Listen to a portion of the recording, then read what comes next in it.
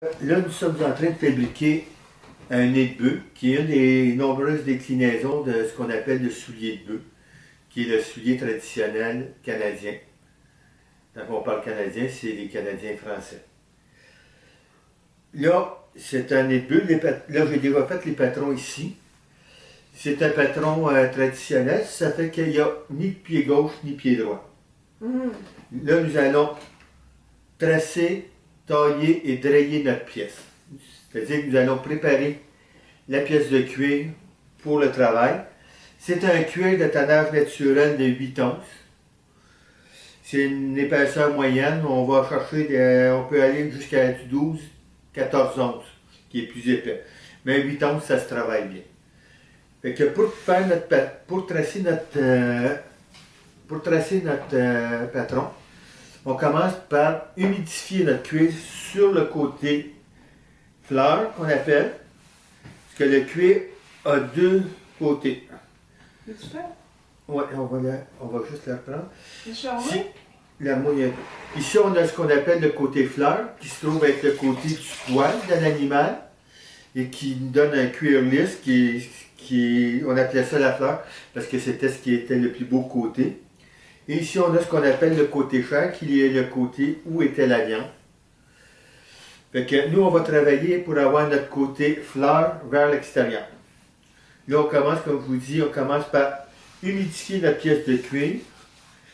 Faut pas trop la mouiller non plus. Tantôt, on va faire tremper la pièce de cuir, mais là, pour le traçage, on fait juste humidifier notre pièce de cuir. Ce qui nous permet d'utiliser même un patron à papier sans qu'il se défende. Donc, c'est mouillé juste assez pour que ça change de couleur partout, mais ça Non, passe pas à travers. on passe pas au travers. Okay. On place notre patron. Toujours essayer d'économiser le plus possible le cuir. Bord à bord, là, t'es direct. Ouais, je l'installe bord à bord pour avoir le moins d'impact possible. Puis là, ici, avec une pointe sèche, on marque notre cuir.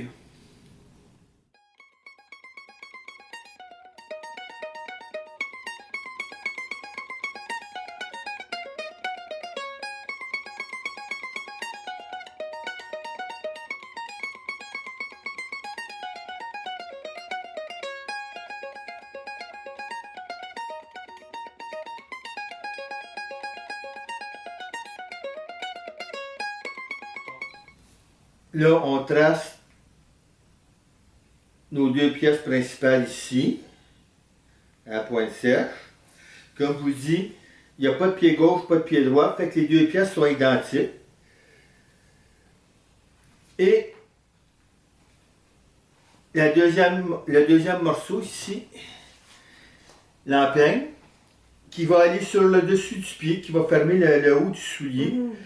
En temps normal, dans le modèle traditionnel, la pièce est ronde ici, au-dessus. Mais là, moi, j'ai fait une petite fantaisie, j'ai fait un petit cœur. C'est toi qui as inventé ça, la forme Ouais, du cœur. la forme du cœur, c'est ça, là. C'est moi qui a pensé au petit cœur. Mais il ne faut pas oublier une chose, c'est que chaque artisan est différent. Il n'y a pas deux artisans qui vont faire exactement la même chose. Il y a tout le temps des différences. Il y a tout le temps un petit ajout qui va être fait par l'artisan. Puis il va y avoir des modifications qui vont être faites si on fait ça pour quelqu'un qu'on aime ou si c'est quelqu'un qu'on aime moins. Généralement, là, comme en temps normal, si c'était moins la personne, on va planter des clous pour tenir les semelles en dessous du soulier. Okay. Fait que si c'était moins la personne, on laisse les pointes de clous remonter. Ça fait un petit peu plus mal. Mais en temps normal, si c'est une personne qu'on aime, on s'organise pour que le travail soit beau, soit bien fini et qu'il n'y ait rien qui accroche. Fait que ça, on va tailler ici nos deux petits cœurs pour les deux souliers. Fait que comme je vous disais, on essaie toujours d'économiser le plus possible de cuir. Parce qu'il y a deux choses qui caractérisent l'artisan. Ça va être l'économie du matériel. On reconnaît le bon artisan à l'économie du geste et à l'économie du matériel et au respect du matériel. Tu veux que je t'envoie ça? Non, non, c'est beau, ça va être bon. Là, ça va, c'est pas bien. Fait qu'on prend notre pointe sèche ici. Plus loin, là. Ouais. On va juste tasser un petit peu. Puis là, on va essayer de garder les morceaux les plus longs pour être capable d'aller chercher des sangles si on en a besoin pour faire d'autres choses.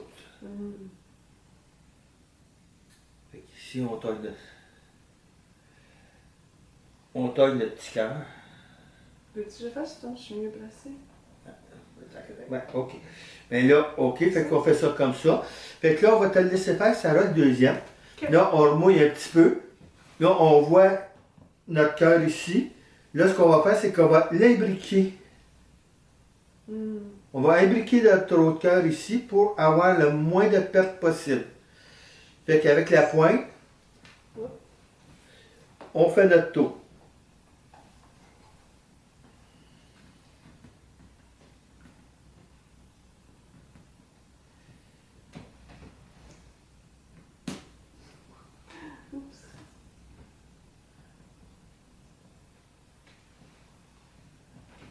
OK.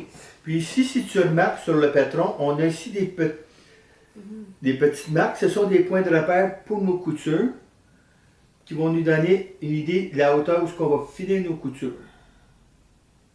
Ici.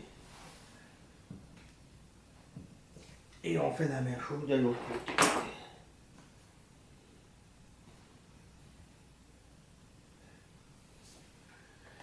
Et si on le marque ici sur notre patron, on a la même chose ici sur le patron. On a deux marques ici de points de repère pour les coutures.